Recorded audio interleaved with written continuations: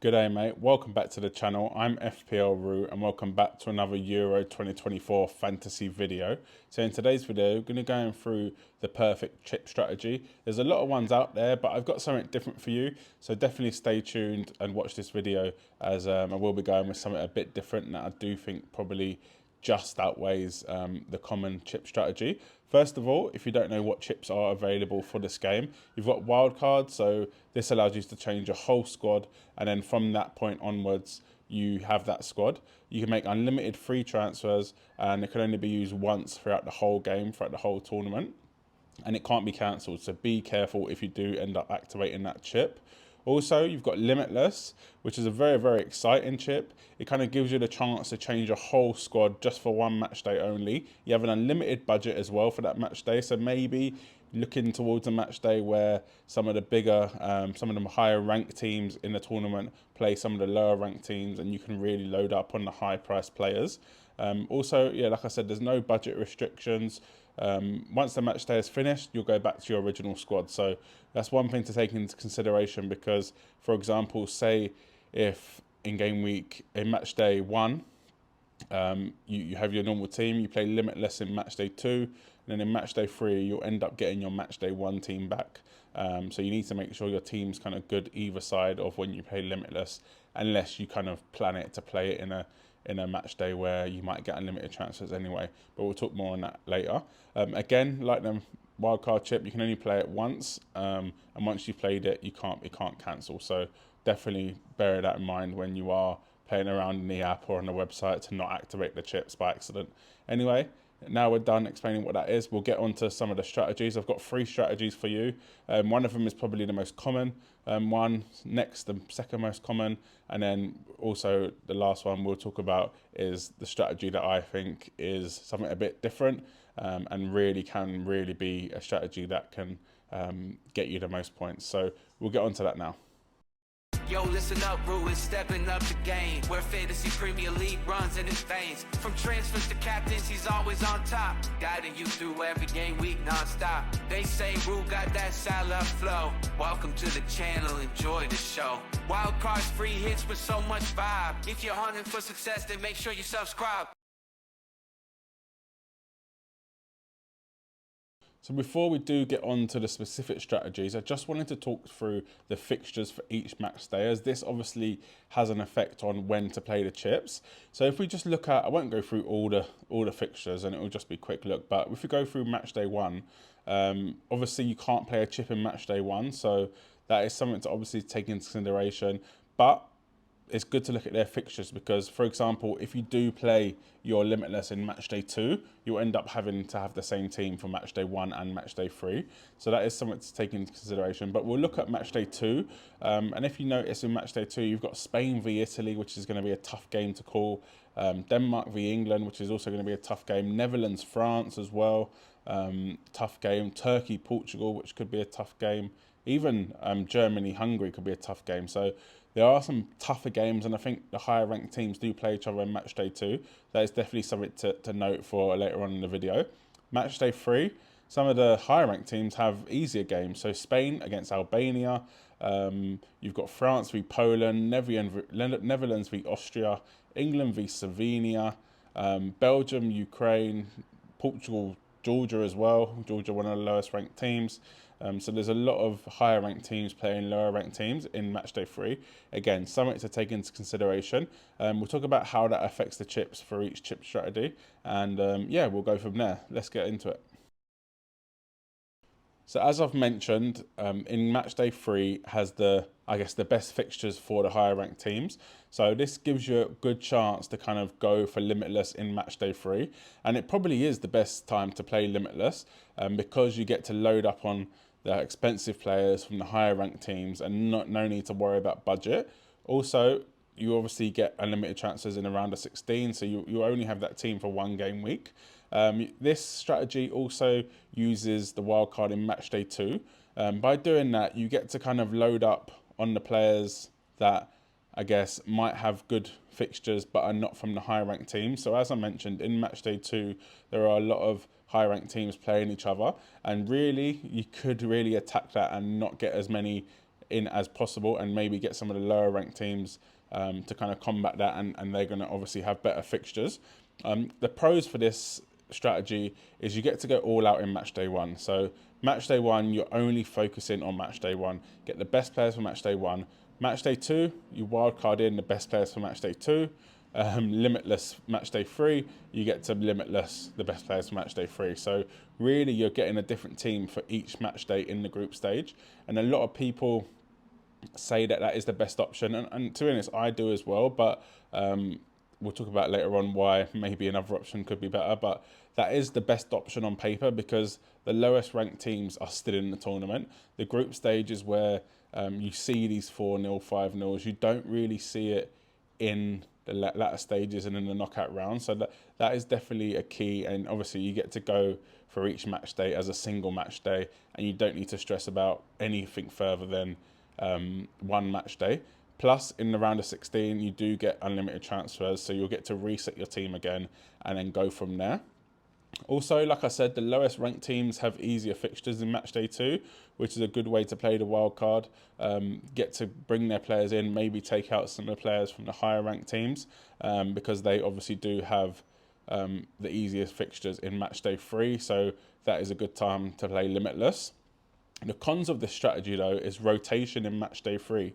So if teams win their first two games and maybe there's a few draws in the other games, then they could already qualify and they could already be top of the group. So that is the thing with this, because, for example, England or France win their first two games in match day three, they might want to rest Mbappe, rest Kane. They might want to kind of take their foot off the gas and give other players an opportunity and maybe weaken the team a little bit. So that is one thing to take into consideration, and that is a big factor. A lot of teams, I know England did it, I'm pretty sure a World Cup or two ago, they did it and they played Belgium in the third game, and then they rested loads of players and got beat by Belgium, ended up finishing second in the group because I think Belgium were pretty much first in the group, and the second route to the final was actually better than the finishing first. So that is something to take into consideration that we won't really know until the match day itself. Also, upsets in the quarterfinals could cause a big problem, and in the round of 16 as well, to be honest. So like I said, the round of 16 you do get unlimited transfers, but that doesn't carry over up until basically you don't get unlimited transfers. You do get a lot of transfers, but you don't get unlimited. So if there's a whole lot of upsets in the round of 16 and quarterfinals, say England, France, Germany, Portugal all get knocked out, then you're probably going to have most of their players. You're going to need to make some big transfers just to field an 11. Obviously, that is very, very unlikely, but it does happen. Upsets do happen in these tournaments, so that could cause a problem later on. However, I do think there are enough transfers in the knockout stages to kind of get you by and yeah, just, I guess, manage if there is a massive upset. Also, you can start to maybe field your bench with players that are from the teams that are not favourite to go through, and if they do go through, you still have a couple players from them teams. So yeah, that's something to take into consideration. Overall, this is probably the most popular strategy, and I do really like it. But we'll talk about the other two, and I'll explain why I think there could be a slightly better strategy. Let's get on to strategy 2. So here is the second strategy. So it's Limitless match day 3 again. I won't go through the pros and cons of that because I've just done that in the previous strategy. And then wildcard match day 5 plus. So we'll look at it as it is without talking what that means for, I guess, the other match days.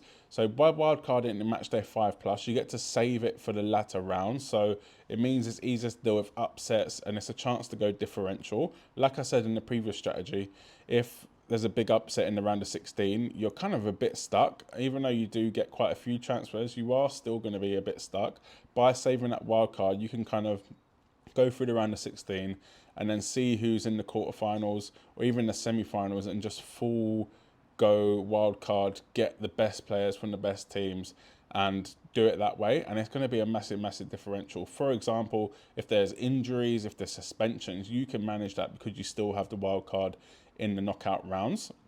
Obviously, the cons of this is, like I've mentioned, you do get a lot of transfers post round of 16, and teams will be kind of similar post quarterfinals, there's not going to be that many good players about. For example, say the quarterfinals involve Germany, England, France. You're going to have Mbappe, Kane, maybe Florian Wirtz, maybe Saka, but really, yeah, you're not getting that many. So teams are going to be very, very similar. So that is one thing to take into consideration. Another thing with this strategy that I do like, though, is the fact that in match day 1 and in match day 3, if you remember earlier on with the fixtures, the teams that have good fixtures in both them rounds. England have Serbia and Slovenia. Germany have Scotland and Switzerland. Spain have Croatia and Albania. Italy have Albania and Croatia. Netherlands have Poland and Austria. France have Austria and Poland. So you do get to avoid that middle fixture, but you get to do that with the previous strategy as well. So for me, this strategy, I don't think it's going to be useful. I think the first one is the best at the minute, but I do feel like strategy 3 that I'm going to talk about next could actually rival this one and rival the strategy 1 as well. But we'll get onto that now. So as I mentioned, I don't really rate strategy 2. Strategy 1, like I said, is still in the lead, but this one could rival it. So wildcard match day 3, limitless match day 5.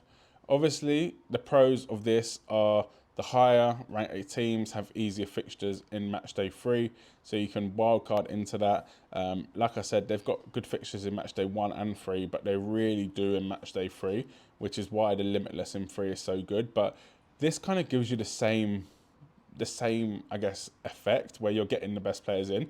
Obviously, you don't have the unlimited budget though by wildcard in match day 3, but with rotation, you might not need it. So that is definitely something to go for.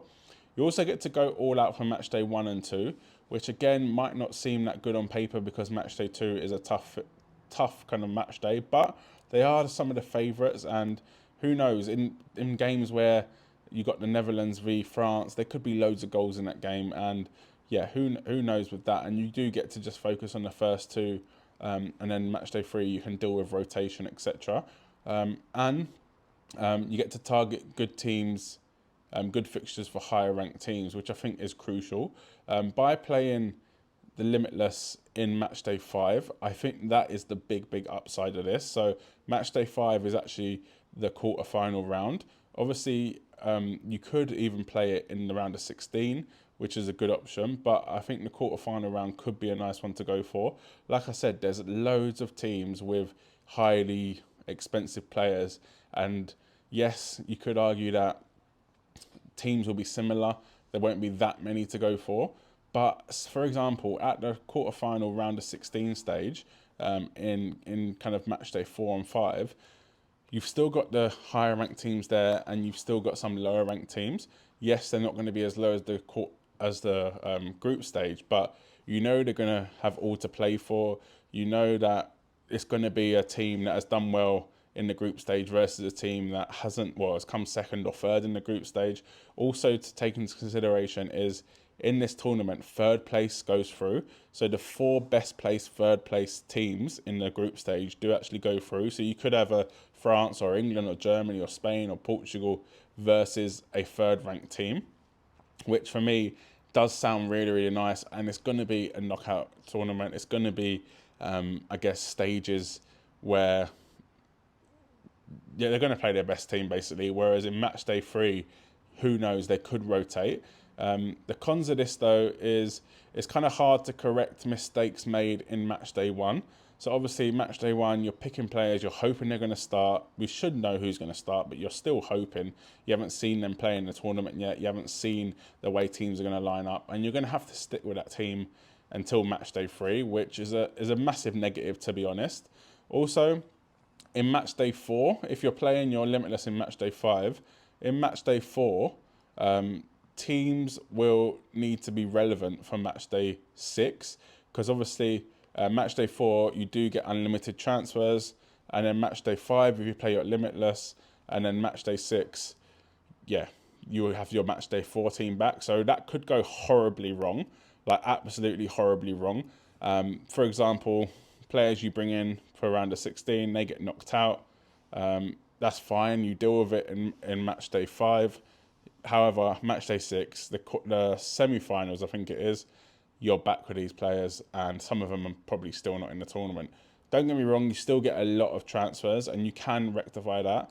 But for me, I'm not sure it's worth the risk. For me, I think the best strategy is strategy 1.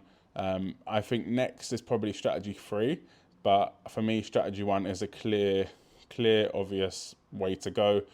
You get to go all out on match day 1. Lower ranked teams have easier fixtures in match day 2, where you can wildcard. High rated teams have easier fixtures in match day 3, which you can use your Limitless chip on. And you can just, I guess, hope for minimal rotation. And even if there is rotation, you've got your Limitless chip. You can make transfers up until the deadline of the first game. Obviously, you're not going to know every team, but you're going to know injuries, you're going to know suspensions. You can deal with it. And then you just got to kind of hope that there's not that many upsets in the round of 16 or quarterfinal stage, which could cause a problem. Other than that, I think this is the best one to go for, strategy 1. If you enjoyed this video, please smash a like, subscribe to the channel. If you're new, if you've never watched my videos before, if you watch them often but haven't subscribed, please do subscribe. It really does help me out. I'm trying to hit 1,600 subscribers before the end of June. That would be incredible, and I think we can do it if you do help me out and just subscribe. Join my mini league as well. It'll be on the next screen. You get to win one of these kangaroo hats. I'll ship them to you. And yeah, if you like this video, like I said, please do subscribe and like it, and I'll catch you in the next one.